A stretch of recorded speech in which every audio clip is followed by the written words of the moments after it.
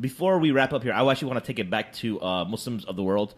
Yes, we need to push this book. This book is important. Okay, tell us about your favorite story you've ever come across. Okay, so I'll tell you this one story, and this is a story that has to deal with hijab. Are you guys ready for this? Sure. Because this is going to make you feel some type of way. Okay. I'm good. So in 1955, in Syria, there was a family of 5, a mother and a father and 3 daughters, who decided to flee the country, flee Syria, and head to America. Now, the father told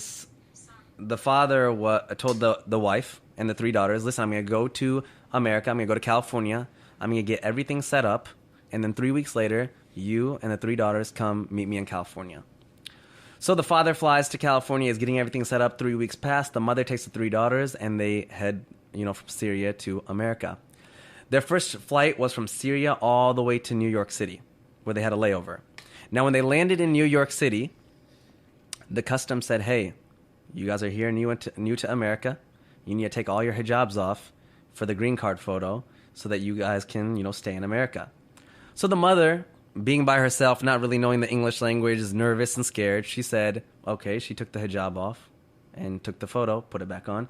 Next oldest daughter did, second oldest daughter did. The third daughter, a 13-year-old girl named Hala Atik, said when it was her turn, hijab is part of my faith, and I don't want to take it off for this photo.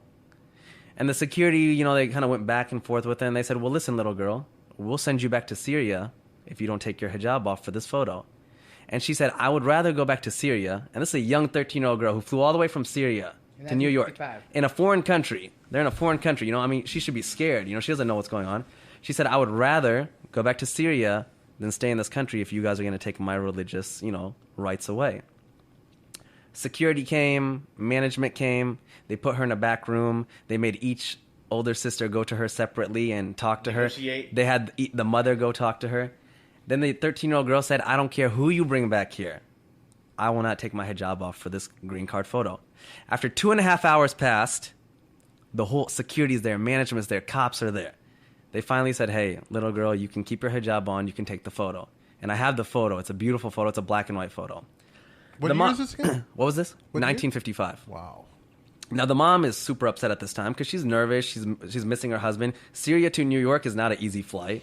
And she's like, you're so stubborn. Why don't you just listen to me? So they grab their suitcases, and she's like pissed off at her daughter. And they run to their next gate. They miss their flight. So now this family who spent all their money, they're like, Syrian refugees. They're now like even more scared and even more worried. And the mom's like, now what do we do? They go to United Airlines. They talk to them. They negotiate. They're like, well, we can't do anything. You guys are making it difficult. Finally, they mutually agree that we'll put you on the next flight to California. They get on the next flight. While they're flying to California, the mom is yelling at this 13-year-old girl like the entire time. Like, you're so stubborn. I miss my husband. I'm tired. They land in California, and their husband's, the father's there, and he's in tears and he's crying. And he's like, you're alive. You're alive. And they're like, why wouldn't we be alive? The flight that they were supposed to get on, American Airlines number 191, crashed, killing 295 people. It was the biggest crash in American Airlines history. And the young girl, Hala, 13-year-old Hala, looks up at her whole family and says, hijab saved our life. Wow. She was there in California. I'm having an event on September 8th.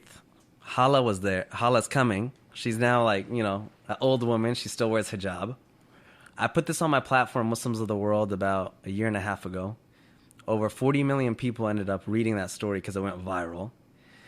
And out of that 40 million, when it went viral, about 10 people converted to Islam because of that story. And about 20 Muslim girls have messaged us and said that they've put on hijab because of this story. Wow. That awesome. Is probably my most favorite story. I can't imagine there's anything better that can beat that. Now, let me tell you this. On my September 8th event, there's going to be the picture, black and white picture of her on the screen. Mm-hmm. I'm going to tell Hala Atik to stand up. Yeah. And I'm going to tell her that after the story went viral, there was somebody that wanted to meet her, and there was a Hispanic girl in New York City who ended up converting to Islam because of this. And I'm going to tell her to stand up. They're going to be right next to each other. They're going to have no idea who each one another is.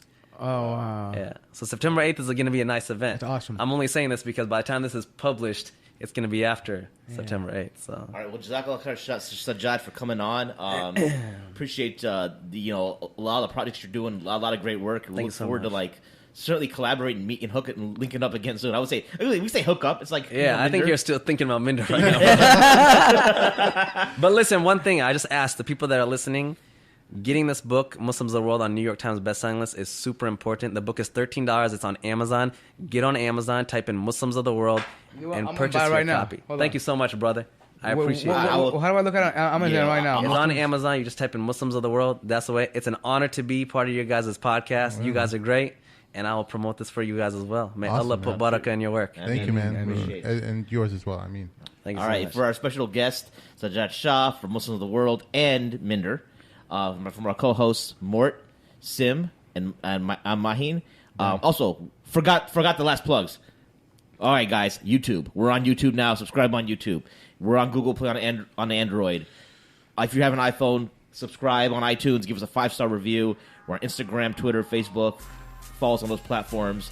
And we will, inshallah, be talking to you guys very soon. Assalamu alaikum.